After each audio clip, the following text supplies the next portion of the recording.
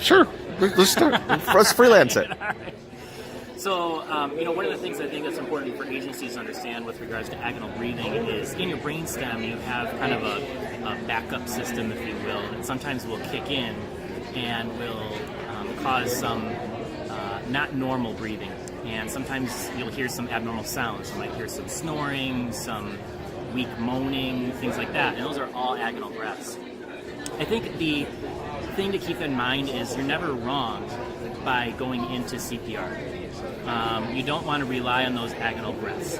The worst damage you're going to do by doing CPR is breaking a rib, and that's okay.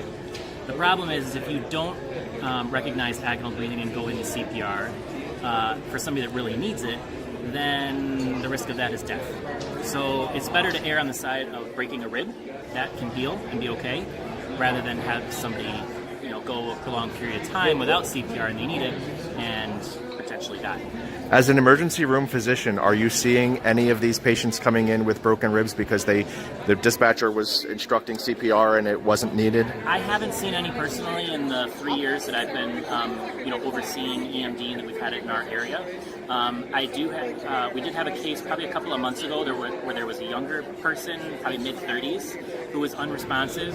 The dispatcher instructed the caller to do CPR, and it turned out that he was hypoglycemic and just had a low blood sugar and was a diabetic issue, not truly a cardiac arrest. That person did fine and was discharged from the hospital after a couple of hours. So, typically, especially in younger patients, we won't see the broken ribs because the ribs are much more flexible. Usually we see that in the elderly population. But again, I'd highly rather see a patient with a broken rib than one that needed CPR and didn't get it. So we have a lot of dispatchers who fear that in giving pre-arrival instructions for CPR, that it just shouldn't be done because they think, well, the caller is reporting that there's some respiration. Why is that different than a caller who reports that they're breathing normally? What makes that different? Sure. So in the caller who has agonal respirations, 9 times out of 10, their heart is actually stopped at that point. They're either in VFib or VTAC or asystole. Again, it's that kind of innate reflex that is causing some of those agonal respirations. And so you'll have those agonal respirations, but there's actually no flow because the heart, in fact, has stopped at that point. They're just having those agonal respirations because of that reflex that they have. So how might a caller indicate to the dispatcher that it's agonal? What would be some of the sounds that are typical of that? Sure. So sometimes you might hear some snoring respirations. In my experience in listening to the calls, quite frequently you'll hear kind of weird sounding moans. In infants or in children, you might hear something that maybe sounds like a cry or kind of just a high-pitched noise. So you have to kind of listen to a couple of examples to hear it, and then once you hear a couple of examples, you never forget what agonal respirations are. The other thing that can be really helpful is agonal respirations are usually very slow. So if you use the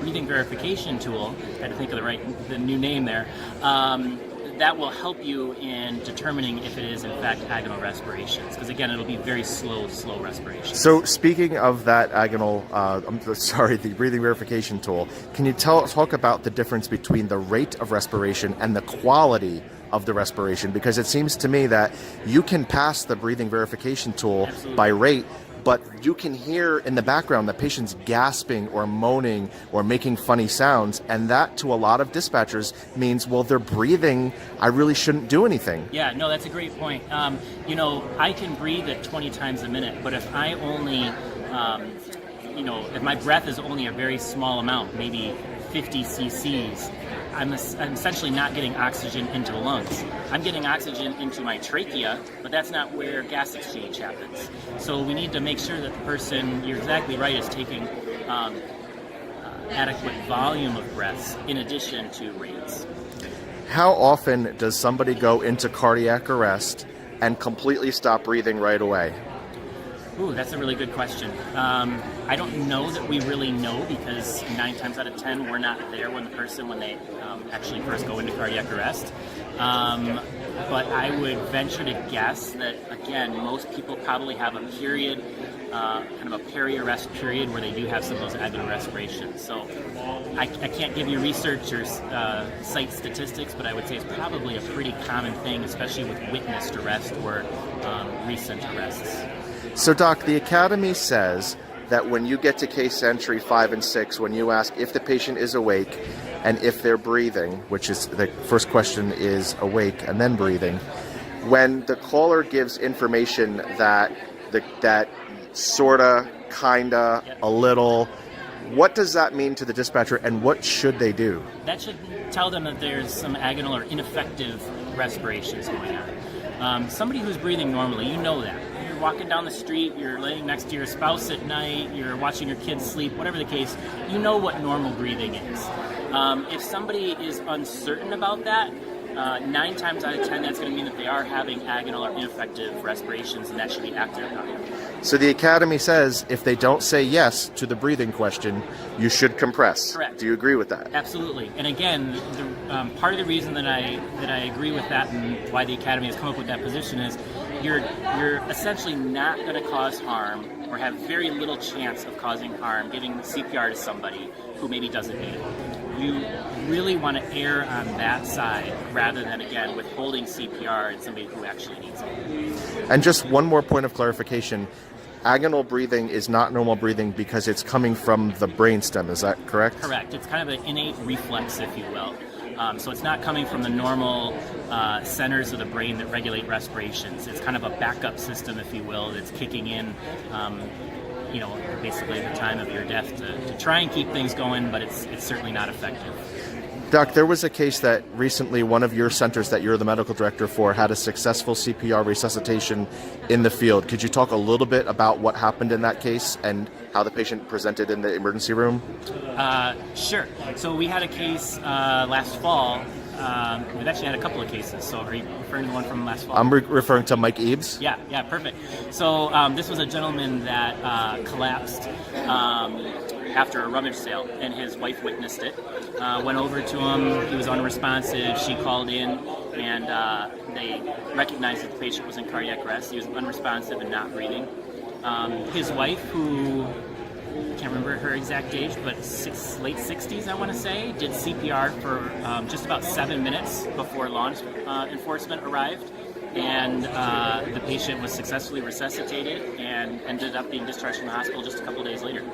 Do you think that the breathing diagnostic tool that was used in that call was effective in the outcome of that patient? Absolutely. The caller was uncertain at that point.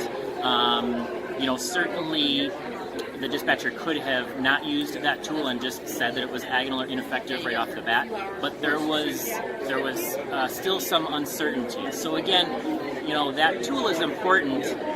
We want to try and use it less and less, and again, unless the caller says yes, they're breathing effectively, we want to go right into CPR.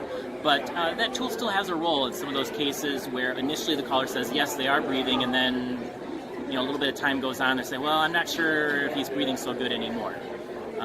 So that certainly is helpful later on in the campaign. So just to clarify and for final wrap-up, what words of wisdom do you have as a physician for those dispatchers who are presented with these scenarios where it's not a clear arrest? For example, case entry 3, okay, tell me exactly what happened.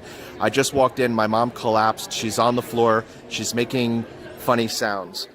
And they get down and they don't know exactly which pathway to choose. What information can you give them in regards to protocol that they should follow? So,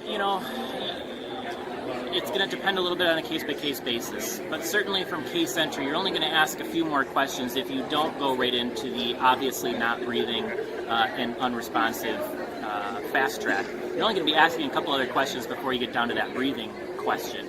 And again, if the answer is anything but an emphatic yes, you should select the agonal ineffective and go in to CPR. So that should all happen one way or the other from case entry.